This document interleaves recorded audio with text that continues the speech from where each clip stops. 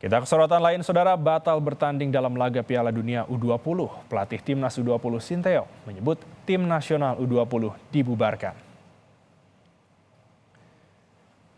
Kepastian dibubarkannya susunan Timnas U20 ini disampaikan oleh pelatih Timnas Sinteyong di tengah sesi latihan di Stadion Gelora Bung Karno pada Sabtu siang tadi.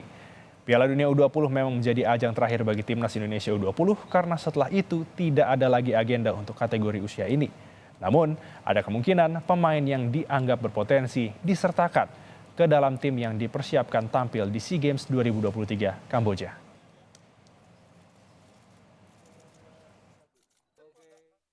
이제 20세 월드컵을 준비했던 선수들은 이 시간 이후로 이제 팀으로 다 돌아가고 각자 생활을 하는 해산이라고 보시면 되고.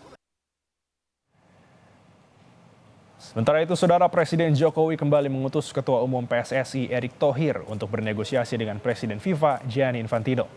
Pertemuan ini sebagai antisipasi agar Indonesia tak dapat sanksi berat dari FIFA pasca dicoret sebagai tuan rumah Piala Dunia U20. Ada dua instruksi yang diberikan Jokowi pada Erick, yaitu membuat cetak biru transformasi sepak bola Indonesia serta bernegosiasi agar Indonesia tidak dijatuhi sanksi berat dari FIFA. Sanksi ini dinilai dapat menjadi kemunduran bagi sepak bola Indonesia serta berdampak pada industri olahraga.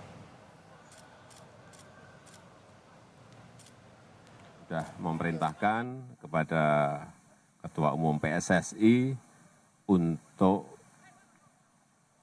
menyiapkan blueprint, menyiapkan peta jalan transformasi sepak bola Indonesia untuk segera disampaikan kepada FIFA dan juga untuk berkomunikasi terus dengan FIFA, baik dengan Presiden FIFA maupun dengan Konsil, agar kita tidak diberikan sanksi oleh FIFA.